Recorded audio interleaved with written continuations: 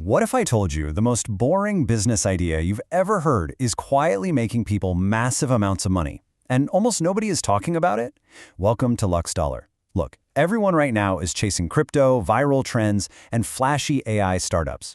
Meanwhile, the people actually getting rich, they're running boring, completely unsexy businesses. No viral moments, just cash every single month. Let's get right into this explainer. $252,000. That is the actual monthly revenue of one completely under-the-radar entrepreneur we're looking at today. He didn't invent a revolutionary AI. He didn't code some viral app. He built a business that is incredibly, almost embarrassingly boring. We kind of all think financial freedom requires a one in a million idea, right? But the real data completely shatters that illusion. Okay, let's dive into this, because there's a massive divide between what people think works and what actually does. The constant hustle and chase for the next big thing, it's exhausting. What actually works is simply connecting supply and demand and repeating unsexy tasks over and over again. Think about it. Boring means less competition. Less competition means more profit. And more profit? That means more freedom for you. Section 1, the middleman advantage. This brings us right to the core engine of this entire strategy. Think about the world's biggest companies. The founder of Amazon didn't start by writing books or even printing them. Amazon was literally just a middleman connecting publishers with readers. Uber? They don't own a single car. Airbnb? No hotels. They simply sit right in the middle, connect people who have something with people who need it, and take a cut. That is the ultimate billion-dollar playbook. So, what exactly is this model? Simply put, the middleman model is a structure where you create value purely by facilitating a connection. People hear the word middleman and they instantly think it's a weak spot. No way. It's actually the most powerful position you can possibly be in. You own the customer relationship, you hold all the data, and you don't take on the massive upfront risk of manufacturing. You start lean and you just stack your advantages. Section 2. Blueprint for the boring. Now that we understand the model, how do you actually pull it off from scratch? Here's the exact blueprint. Step 1, find a community with a real problem. Step 2, find a product that actually solves it. Step 3, connect them. Notice what's completely missing here? Yep, invent something new. Your job is not to be an inventor, it's just to find a gap and fill it. If you push gimmicky garbage, you're going to lose trust fast. You absolutely must solve a real problem. Here's a pro tip on how to turn your daily doom scrolling into high-level market research. Open your social feed and actually engage with product ads. Click them, save them, add to cart. Don't buy anything, just engage. The algorithm will start flooding your feed with what companies are actively spending money on. But don't just stare at the products. Look at the comments. You are hunting for conversations where people are bonding over a shared problem, because if they're bonding over it, they are willing to pay to solve it. Okay, so once you find that product, you gotta deliver it. And this is exactly where most beginners fail. Everyone starts with AliExpress, right? Which means shipping takes 3+ weeks and your margins are terrible. If customers have to wait a month, they are never coming back. The really successful operators use direct fulfillment platforms or wholesale networks like 1688.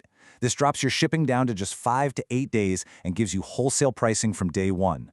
Nailing these unsexy economics is how you keep customers coming back. Section 3, the volume equation. But here's the shocking reality. The boring blueprint isn't enough on its own. A good model played small just yields small results. To win big, you need unreasonable scale. There's a famous military quote that goes, "Quantity has a quality unto itself," and it is so true here. Doing more is often the absolute best risk-adjusted return move you can make. When you push a massive amount of volume, the sheer output takes on its own level of quality. You literally become an undeniable force just through brute repetition. Let's look at what doing more actually looks like in practice. 2,000. That is the number of individual ads one team created for a single product launch that pulled in $105 million in 72 hours. Try counting to 2,000 right now. It takes forever, right? Now imagine designing, filming, and editing 2,000 ads. People drastically underestimate the sheer volume required to hit massive success. Look, to be in the top 0.01%, imagine walking into a massive stadium of 10,000 people, battling it out, and being the very last one standing. Achieving exceptional results requires a totally unbalanced life. Average people, they simply will not understand it. Your friends might not think it's healthy or logical. but you cannot make yourself exceptional by clinging to a comfortable, average routine. This brings us to a really fascinating psychological divide. On one side, we have the optimizers. They're always asking, how do I get as much as I can out of as little effort as possible? They obsess over tiny little percentages.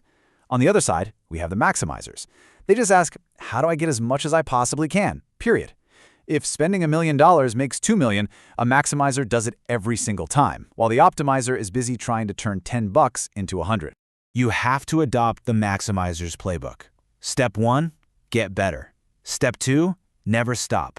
Step 3, put yourself through the pain of doing a violent, unreasonable amount of work. And step 4, if a competitor does 3 times your volume, you don't just match them. No way. You do 30 times their volume to leave absolutely no doubt who's going to win. You outwork the unseen variables. Section 4. Compounding quietly. Once you're finally doing the boring work at a massive volume, you face the final boss, your own boredom. There's actually a hidden magic in just leaving things alone. When you aren't constantly changing your business, people naturally get better at their jobs. Suppliers build deeper trust with you. Customers recognize your consistency. You typically see your baseline performance just compound month over month, simply because you allowed the repetition to build deep skill. But this is exactly where most entrepreneurs self-sabotage.